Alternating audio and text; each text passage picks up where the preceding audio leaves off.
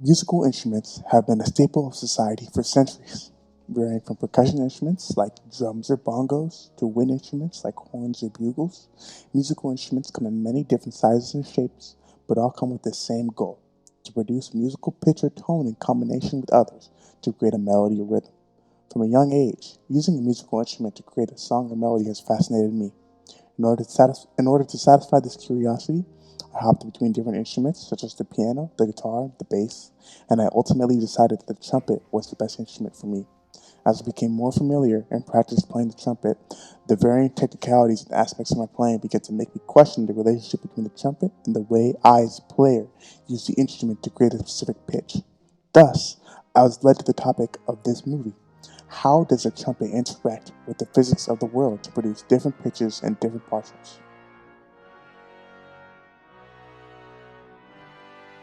Fundamentally, the trumpet acts like an open-closed pipe. The open end is seen in the conical shaped bell, whereas the closed end of the trumpet is the mouthpiece in which the player's lips are placed and ultimately place pressure to result in the closing of the pipe.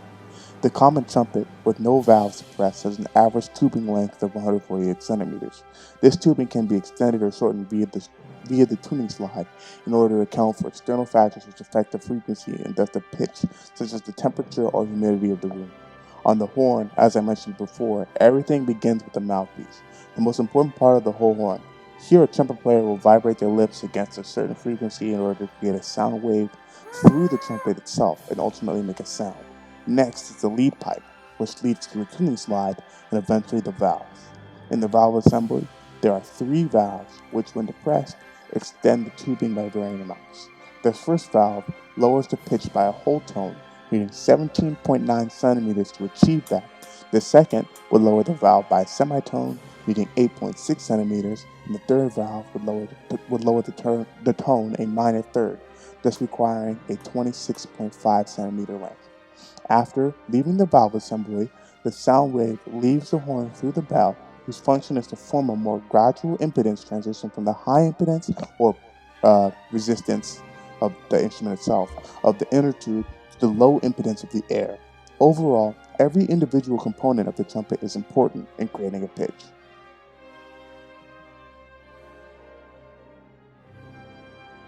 The mouthpiece, as stated earlier, is meant for the player to vibrate their lips against and create a sound wave through the horn.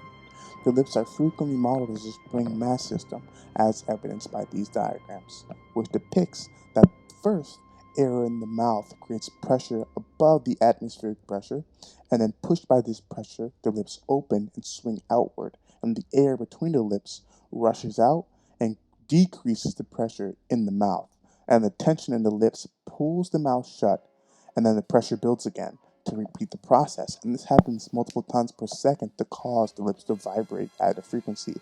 And of course, these diagrams demonstrate how each lip can be represented as a mass on a spring. And moving forward, it's easy to model the way that the lips work. And the actual mouthpiece itself has three components: the cup, the throat, and the backbore. These components make it easiest for trumpet players to buzz their lips at frequencies between 200 Hz and 1.5 kHz. And if a trumpet player wants to play more consistently at higher frequencies, they generally switch to a shallower cup, thus decreasing the distance the spring of the lips must travel, allowing them to play at higher frequencies. Overall, the trumpet is shaped so that it's easiest to play in accordance with the fundamental frequencies due to the impedance difference between the horn and the air, and that it is especially difficult for the horn player to bend the note for more than a few cents. On the other hand, as a trumpet player begins to travel into the higher registers of the instrument, the impedance difference is minimalized, allowing for the notes to be bent out of tune more easily, which is why players struggle to play in tune in the high register. Similarly, if you are to buzz the mouthpiece alone, there's very little tubing and there's no bell to ease the difference in the resistance of the air versus the playing, which allows you to bend the pitch without the horn much easier than with the horn. This diagram displays the idea that the low frequencies are easiest to play in tune, as the peaks of each note are much further apart and mu- much different in hertz, which means that they're higher frequency, whereas The higher frequencies have much smaller impedance differences and have very similar pressure requirements to play, which may cause tuning issues in people's playing. The mouthpiece is also helpful in lowering the pitch from the open-closed pipe frequency and resonances to the exact harmonics necessary for the pitch, and gives the player greater control over the exact frequency of the note depending on their individual flexibility. Overall, the mouthpiece is necessary in order for the player to vibrate their lips against to create the pitch. And without the mouthpiece, trumpet players would not be able to play the horn for very long without damaging their face, and they would not be able to play the horn in tune very well. The trumpet player applying various amounts of pressure into the mouthpiece overall creates different harmonics and allows trumpet players to make many different pitches. The mouthpiece is extremely important and is one of the driving factors in the trumpet.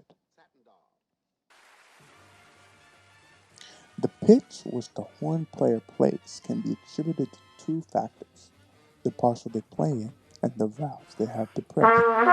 Although it may seem to the unassuming onlooker the trumpet is only capable of playing 8 different notes due to there only being 8 different valve combinations, this is not further from the truth. In fact, the note the trumpet produces has more to do with the partial it is played in rather than the fingering, as there are many alternate fingerings for each pitch.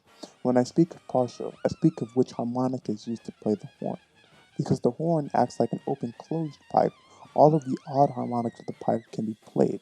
This, coupled with the impedance which the horn produces on the lips, it is relatively easy to navigate between different partials and harmonics.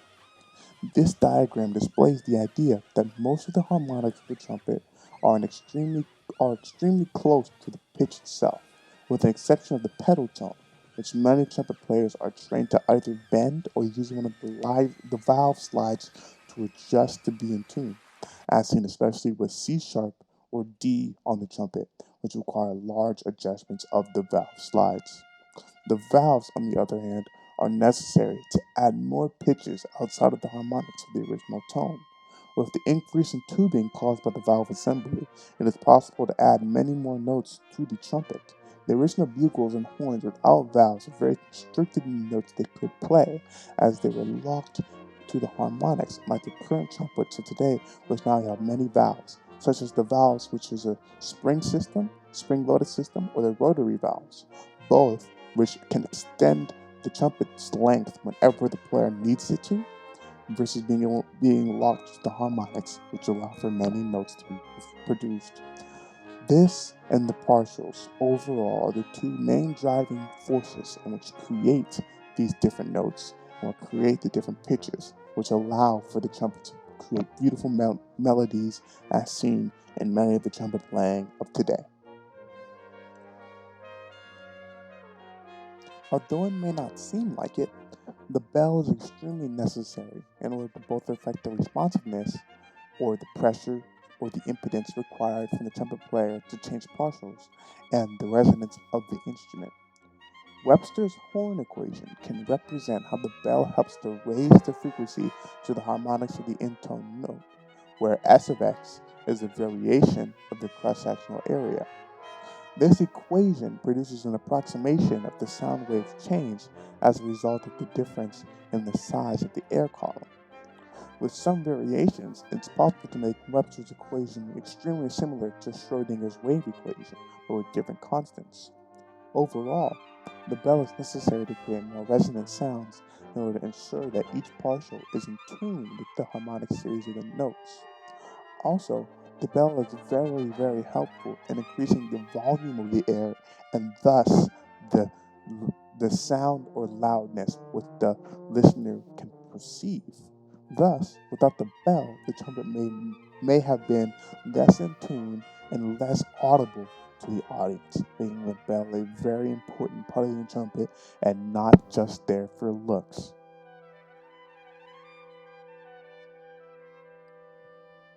Ultimately, the trumpet has many different components which have to do with physics, and all of the components are necessary in order to create many different in tune pitches.